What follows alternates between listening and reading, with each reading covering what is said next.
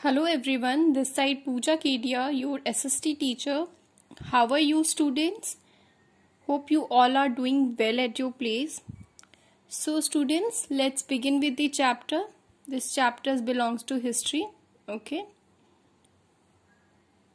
Now, this is our second chapter. Name of chapter is The Earliest Society. The Earliest Society. इस chapter में हम लोग क्या क्या पढ़ेंगे? Prehistory and humans. Second, nomads and food gatherers. Third, the Stone Age, जिसमें Paleolithic है, Mesolithic है and Neolithic है. And then उसके बाद हम लोग case study पढ़ेंगे. Okay. Now, though our Earth is an old as 4.5 billion year, ठीक है, जो हमारा अर्थ है वो कितना पुराना है? 4.5 billion year. Okay. Plants, animals and mankind developed much later. ठीक है, बहुत समय के बाद प्लांट्स, एनिमल्स, मैनकाइंड ये सारे धीरे धीरे लेटर डेवलप्ड हुए. Early man lived as early as 2 million years ago. Okay. Now early mans को क्या बोलते थे? These mans were known as nomads. क्यों? Because they move from place to place. उनको हम लोग चरवाहा के नाम से भी जानते हैं. क्यों? क्योंकि वो कभी भी एक जगह पे ठहरते नहीं थे, एक जगह से दूसरी जगह जाते थे. और किस किस पर्पस से? Hunting wild animals, fish, bird and gather fruits, root, nuts, seeds, leaves. ये सारी वजह से वो लोग एक जगह से दूसरी जगह जाते थे. इन जितने भी ये आइटम, इन सारी चीजों को गैदर करने के लिए एक जगह से दूसरी जगह घूमते थे. It is because of their lifestyle they are called hunters and food gathers. और इसी लाइफस्टाइल की वजह से उनको किस नाम से जाना जाता है? हंटर्स के नाम से और फूड गैदर्स के नाम से. Okay. Now, hunter and gatherers wandered from place to place because of the following reason. और वो reasons क्या क्या है? First, they need constant source of plant and animal. When their source of food in particular place got exhausted, they had to look for new places. ठीक है. जब वो लोग, उनको क्या चाहिए था? उनको plants और animals चाहिए थे. उनके constant need थे. तो क्या होता था कि अगर वहां से एक ही जगह पे वो रुके रहते थे तो कुछ टाइम के बाद वो जगह पे से प्लांट और एनिमल एग्जॉस्ट हो जाते थे, खत्म हो जाते थे. तो फिर वो उसको ढूंढने के लिए दूसरे जगह पे शिफ्ट हो जाते थे. Now second, many plants and tree bears fruit in particular season. So early man move seasonally in search of food.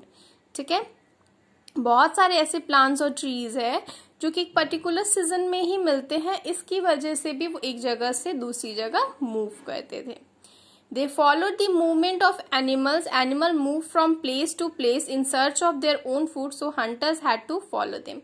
In fact ये जो हंटर्स होते थे ये एनिमल्स को फॉलो करते थे. जैसे जैसे एनिमल्स मूव करते थे अपने खाने के लिए, तो वो हंटर्स भी उन एनिमल्स के साथ मूव करते थे. Search for water also forced them to move from one place to another. In fact, water का जो नीड था उनके लिए, वो भी उनको कहीं ना कहीं एक वजह दे रहा था एक जगह से दूसरी जगह मूव करने के लिए. Okay. Now stone age. Stone age क्या है? Early mans belong to the prehistoric period of history. History के वो कौन से पीरियड से बिलोंग करते थे? प्री हिस्टोरिक पीरियड से. Prehistoric age is also known as stone age. Prehistoric age को हम लोग कौन सा नाम से भी जानते हैं? स्टोन एज के नाम से. Because stone was the only material that use to make tools. ठीक है, बिकॉज उस टाइम में जो स्टोन ही होता था उनको टूल्स, उनके हथियार, उनके टूल्स बनाने में उनको मदद करता था. ठीक है. Based on types and quality of tools used by early man, Stone Age divided into 3 phase.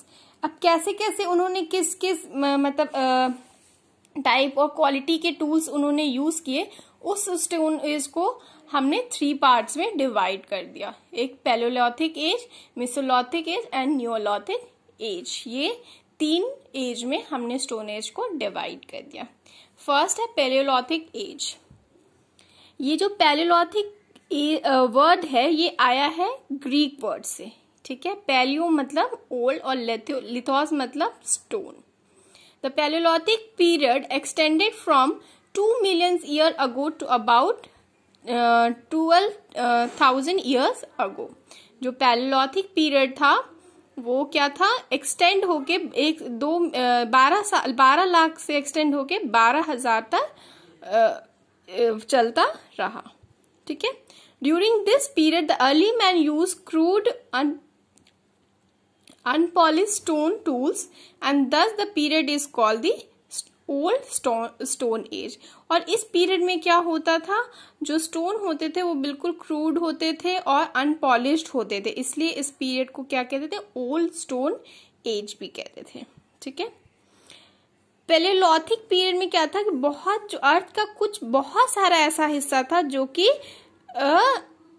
Ice से मतलब कवर्ड था, ठीक है। ज्यादातर बहुत ठंडा उस टाइम का मतलब क्लाइमेट रहता था, तो उस पीरियड को हम लोग आइस एज पीरियड भी कहते हैं। अगर ये क्वेश्चन कभी रेज होता है कौन से पीरियड को, कौन से एज को हम लोग आइस एज भी कहते हैं, तो पैलियोलिथिक एज को हम लोग आइस एज भी कहते हैं, ठीक है।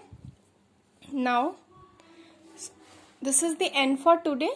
Last but not least, I want to say that stay home, stay safe and study hard. Thank you. Have a nice day.